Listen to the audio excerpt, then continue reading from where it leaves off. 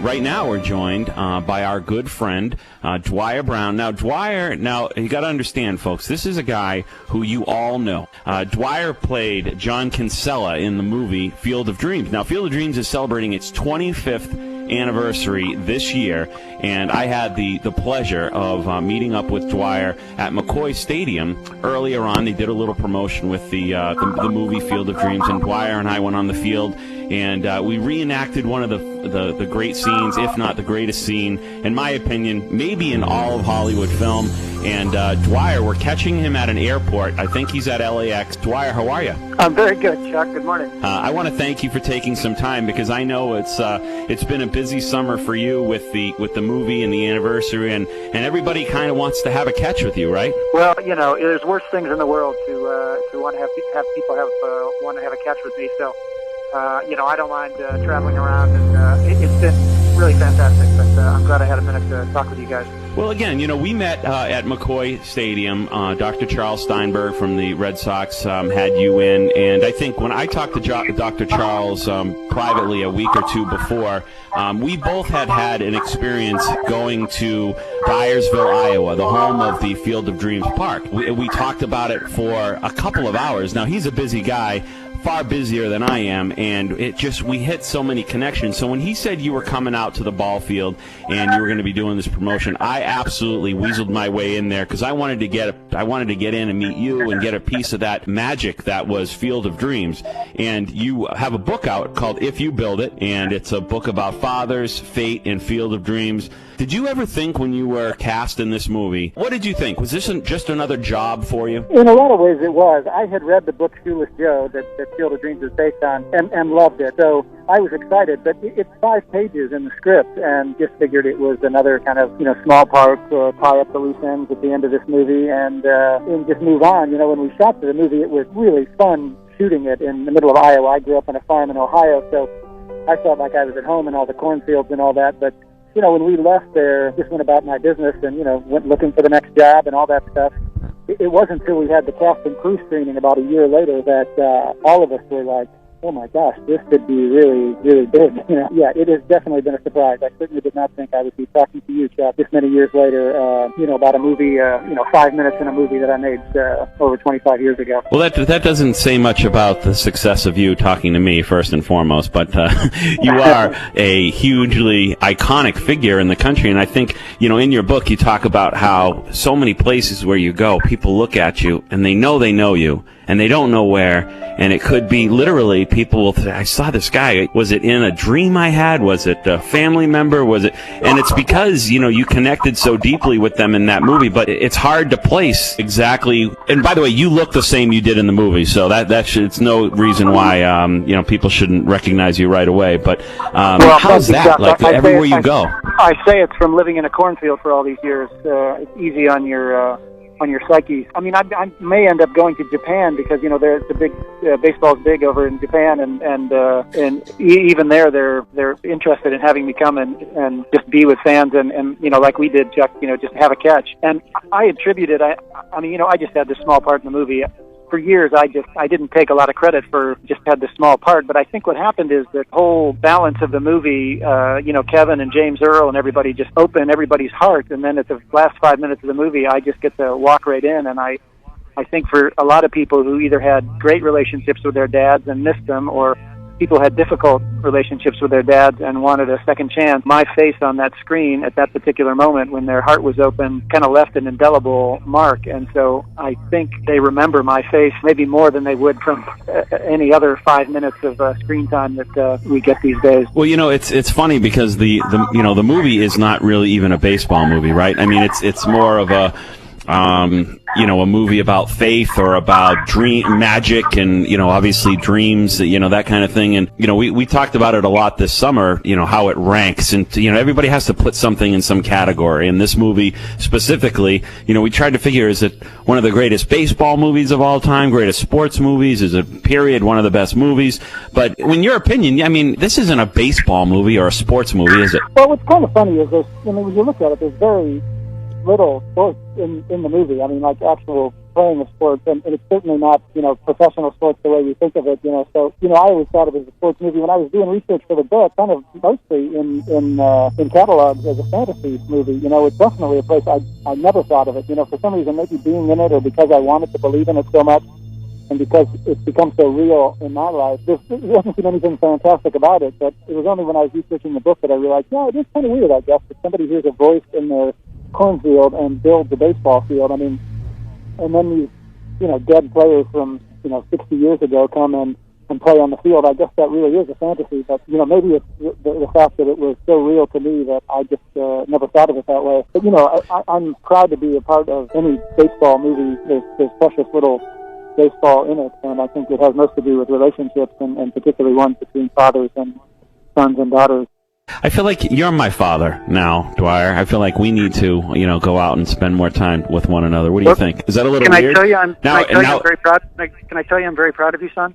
Well, I do. I'm really proud of you. Sometimes I feel like you're just saying that and you really don't mean it. But we'll talk about that in our therapist. Let's just have a catch. Let's have a catch, and we won't have to say words, but you'll know just how much. I appreciate what you've done. My heart is warming as we speak. I love your book. I thought the book was, anytime you enjoy a movie as much as Field of Dreams, and again, to be honest, I was out in Dyersville, Iowa at the ball field last summer on a family vacation with my family, and had an enormous connection with the movie before I even knew I would even come into contact with you at some point. So all of this is so genuine in the terms of my interest. So when I even got to see this book that it was written, seeing some behind the scenes and that kind of stuff is fascinating to me. And number one, it was very interesting the fact that your own father played such a huge role in this, in the sense that he had passed away, right? Right before you started filming the movie. Yeah. I mean, this movie has just been such a great thing in my life, and my only regret is that I didn't get to watch the movie ever with my dad. Fortunately, I got to make my peace with him. I mean, if you're in the book, I talk about my father died 36 days before I arrived in Dyersville to shoot the movie. So having just left his funeral to go shoot this movie where I play the father, the dead father coming out of the cornfield to have a catch with their son, you can imagine how kind of confused and amazing experience that was for me. I really felt like my own father was there on the field with us when we were shooting, and it really was just kind of amazing experience to have had in context. And when I started writing the book, in a lot of ways I hadn't put together how much I grew up on a farm. I was just this farm kid, and I wanted to be an actor, and everybody just thought I was crazy. I mean, where I grew up, Sharon Center, Ohio, population 300, you didn't leave and become an actor, certainly, go to Hollywood or something. But so in that era, it was pretty amazing. And then to think that my movie career took me back to a farm, very much like the one I'd grown up on, shortly after my father's death, to play a father and play catch on this field and kind of get a second chance. It really was amazing. That's why I put that Father's Fate and Field of Dreams in the title, because it does seem like in a lot of ways that I was fated to have that opportunity to be John Kinsella, and to have it when men come up to me and recognize me from the movie. A lot of times their tears come into their eyes because their father died, or they never had the relationship they wanted with their father. And so seeing me, I mean, I end up in airports and tire stores and grocery stores hugging men in the aisles because they're broken up about things that didn't get said to their father, or I feel honored to be that surrogate father for people, and they can get some sort of closure by having a catch with me, or shaking hands, or giving me a hug, or getting to say the things they never said to their own dad. It's really kind of an honor. I feel like I'm like a traveling priest. I do confession all over the country. Well, you know what? It's funny about you in the sense that there's a genuineness to you. When I met you, and every time I've spoken with you, there's a true genuineness where, in my mind, any other actor would be, yeah, you like the movie, I got it. I'm kind of tired of this, but. This movie lasts longer than the hour and a half that it's on the screen. Obviously, people carry the message with them well beyond when they hit stop on their DVD player, and it's almost as though by fate somebody like you was brought in who would respect the aftermath of the movie, if that's the right word, to be able to do exactly what you said, and you do a remarkable job at that. But does that ever get tiresome or burdensome or anything? I mean, it really doesn't. I mean, when I go to a baseball game and there's a long line of people, and I try to be present for everybody because, I got into this business, this acting business, because, I wanted to learn how to express my emotions and how to be present. My parents, God bless them, were wonderful people, but that generation of Depression era and World War II era people, they'd seen a lot and learned how to kind of hold their feelings in check. Dad, is this heaven?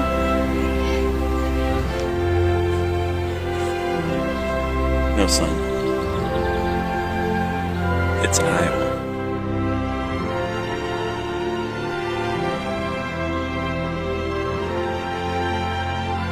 And I didn't want to be that kind of person, so I ended up being an actor. And one of the things, the reason Field of Dreams, one of the reasons Field of Dreams was so important to me is that it's this movie that does just what I wanted. The reason I got into movies was, like movies like It's a Wonderful Life, where you can watch it and you learn something about your own value and about the value of human interaction and the mystery and strange occurrences that happen in life, and it kind of gives you faith in life. And so there's precious few of those movies out there. I would be in more of them if there were movies that supported that. It's multi-layered, like you mentioned, the movie It's a Wonderful Life, and how, to me, that kind of movie, as well as Field of Dreams, every time I watch it, the different stages of my life, it sort of means something different. You kind of end up looking at the movie and go, oh, I love this part, and then you watch a few minutes, then you're like, you're about to walk out of the room again, oh, this other part's coming up, oh, I'm going to watch that part. And then, you end up just sitting down and watching the movie because it's just one of those kind of movies that you can't, it's very hard to walk away from. So one of the things that I'm curious about, too, is the sort of the behind the scenes, the things that that people don't quite know in terms of the movie making magic. And there was one interesting story about the corn stalks themselves not cooperating with the production schedule of the film. Can you get into a little bit of that? I thought that was very interesting. Well, in 1988, when we were shooting this movie out in Dyersville, Iowa, in the middle of farm country, there was a drought going on. It was the worst drought since the Dust Bowl, and the corn wasn't growing, which for a farmer happens every now and then. Usually you just wait until the rains finally come, whenever that is, and the corn will catch up. Here's this movie where the corn has to be a certain height. I mean, think how ridiculous it would have looked for the ball players to be walking on knee-high corn. It just wouldn't have worked for the magic of the movie. So, it was a big problem for the film company because they just didn't have corn, and out there they don't have irrigation systems because they just count on the rain coming. So they had ordered 6,000 silk corn stalks from Korea to be flown in if at the last minute we needed to kind of bake a cornfield. But they got special permission to irrigate, so they dammed up the little creek that goes through the Lansing farm there and started irrigating the corn. And all the other farmers who had this dead little spindly corn in their thing, they were pretty upset about it. To see, but sure enough, the corn started growing to the point that by the time meanwhile, the film company, we're shooting every scene that doesn't have corn in it. All the stuff inside, all the other scenes in the movie, just trying to save time or, waste time until the corn was tall enough. When they finally got around to shooting that opening scene where Kevin hears the voice, the corn had gotten so tall because of the water and the combination of the heat.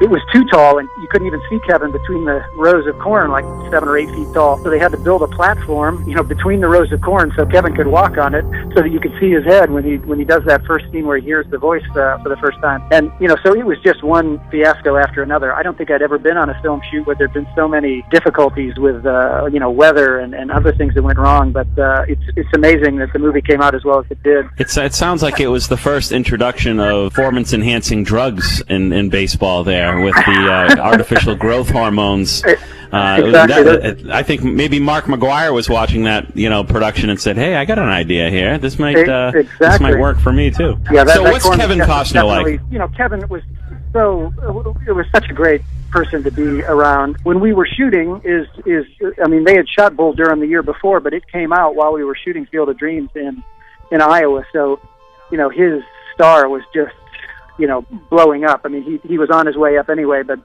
Bull Durham, I think particularly for sports fans, really sent his career to a different level. So it was very interesting to be around. And, what's the other interesting thing that I write about in the book is, between takes, when he wasn't busy shooting Field of Dreams, he was in his trailer, writing Dances with Wolves. So it was very interesting to be knowing him at that part in his life before he kind of, the summer before he shot Dances with Wolves and won an Oscar for it, and in the season that Bull Durham was opening, but he's just such a gracious guy. He's one of those people that when he's looking at you, you feel like you're the only person in the world. And it was interesting to be playing his father, in the movie. And I'd met his father. His father visited there at the set and everything. And I don't know, it was just, we both connected in a way to play that scene where we didn't have to say a lot of words to each other off screen to get to the place where we were doing what we needed to do on screen. I think there was a sense of, kind of mutual respect and we talked a lot about, we both of us had problems with the line, "Want to have a catch." Both Kevin and I had grown up where, in the Midwest where you say play catch. We talked to the director about that he apparently is from Long Island where they used to say have a catch, and he wanted it in the movie. So Kevin and I said it, but, it was just a really fun experience from top to bottom. Kevin was great, and James Earl I was scared to death to meet Darth Vader, and, Burt Lancaster was a childhood hero of mine. So, this movie couldn't have been a greater culmination of a lot of my dreams and aspirations as an actor. So let me plug the book here, because the book is fantastic. It's called If You Build It, a book about fathers, fate, and Field of Dreams, and it's written by Dwier Brown, who plays John Kinsella in the movie. I actually have to get another one because I'm wearing this one out. Like, no joke, I had you sign it, and you made a little note to my kids, but I've had it on flights with me at the beach, and now I can just see myself going on Pawn Stars in the future, and I try to sell it, and they say, oh, it's all, the edges are tattered, and, it looks like it's a little water stained here, but I'm reading the hell out of this book, it's just something that's like, I'm carrying it around like The Catcher in the Rye in my back pocket or something, that kind of thing. It's fantastic. It's written so beautifully too, and I want to give you credit for that, because that's a lost art these days, I think, for a lot of people. And the storytelling, your ability to sort of put you in the moment in all of these situations, even back when you're a child, and you talk about how the conditions of how you grew up, and was it poverty or something? It sounded like, there was some times that got pretty rough for you as a kid. Well, when you're a kid, it's funny, only when you look back, once you're an adult and you're making money yourself, you're kind of like, wow, we grew up pretty poor, It never felt that way as a kid. We played outside all day, and, we lived in this, really ramshackle house, but it was our house, and we were fixing it up, and it's just, when you're a kid, and that's the only experience you have, you're like, okay, well, this is what's going on, and, I'm lucky enough, I'll go get to play catch with my brother today, and don't have to work in the garden for too long. I'll get a chance to go down to the swimming hole, and I don't know, it just doesn't seem like poverty. We were a happy family, and everybody else was in fairly similar straits, or at least as far as you can tell. Happy Dwyer, because there's one part where I read that your mother hit you in the head with a baseball bat. I read that part. Well, I don't suppose I was happy right then. That was my first experience playing baseball. My mother swung around, and I got 9 stitches in my mouth. So from humble beginnings, it's my picture that ended up in the Baseball Hall of Fame. So, that should tell anybody that dreams can happen if you stick to it and go about them. So anyway, yeah, but it was a pretty happy childhood. Like I said, I wanted to learn. I did little plays when I was a kid, just for kicks, and then it ended up sort of sticking around, and here I am still today. Well, Dwyer, I'm going to let you get over to your gate and get on your plane so you don't miss your trip here, and I'm not through with you. We've got this great video that's going to be coming out very, very soon. As soon as we have some of this audio that we're going to use in it, where we actually got to reenact the scene from the movie, and it's a dream come true, a bucket list thing for someone like myself to be able to do this, and it was just remarkable. I literally felt a wave of spiritual whatever it came over me. It was something not human, not earthly. When I reenact that scene with people, just for kicks, we start out kind of as a joke, but it almost always gets kind of touching and emotional, like even just saying those lines, "Hey, Dad, want to have a catch?" Yeah, I'd like that. It's hard not to get a little chill, and that's to me why it's kind of fun to do it, because it gives everybody that experience that I had, on the cornfield, and which I tried to recount in the book. Hey, you know what? Maybe I'll write a movie about basketball, and we'll do it in a tobacco field or something like that, and we'll come up with something really we'll hang a like bushel the spin-off. basket up there. Yeah, sure. Okay, it's a deal. Yeah. If Does that sound good? If you shoot it, I will rebound or something like that. I don't know what the second title is. But, Hey, you know what? This is how Hollywood works. We brainstorm. You're going out to Chicago to write this play with your friends, and this is where the magic happens. And I might run into Michael Jordan there, and I'll pitch your movie idea, and we'll be off to the races. That's absolutely a plan, Dwier.